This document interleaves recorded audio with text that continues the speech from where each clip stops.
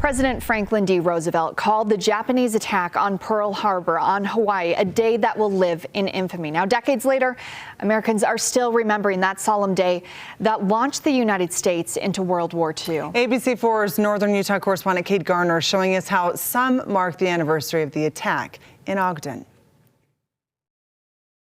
Now separate us from the attack on Pearl Harbor.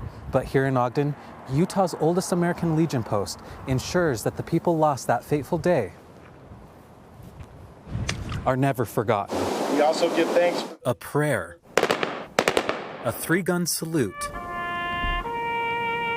and the playing of taps, all part of the tribute. You know, when the war started, I was living in the mountains in Colorado.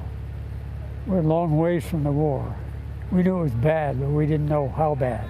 Now in his 90s, Sergeant John Cole was one of millions of young men to heed the call and serve his country in the wake of the attack on Pearl Harbor. And I made it in at the tail end of the war. Having served a short time, when the Korean War broke out just a few years later, Cole once again stepped up, serving on the front lines. I should have never made it back to the States, but somebody had to be looking after me to make sure that I did survive.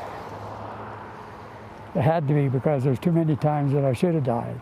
You know, I should have never survived in some of the fixes that we got in because there were so many of them. Like many who remember the attack on Pearl Harbor, Cole would dedicate his life to fighting for freedom and remembering those who died doing the same. He's a very good symbol for what men actually stood for back in those days, and he volunteered for everything and continued to fight in different wars. He is a walking history book. While those in attendance honor America's living heroes, they also remember the 2,400 people who lost their lives during the attack by throwing red carnations into the Ogden River. I was stationed in Pearl Harbor in 1972 through 75, so I spent many tours down on the Arizona, and it's that's where it all started, and it's very important for us to remember that. I mean, in today's age where this is a volunteer service for all of our branches and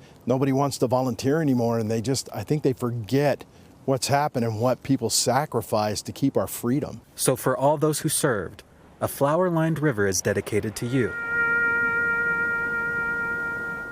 In Ogden, Kate Garner, ABC4 News.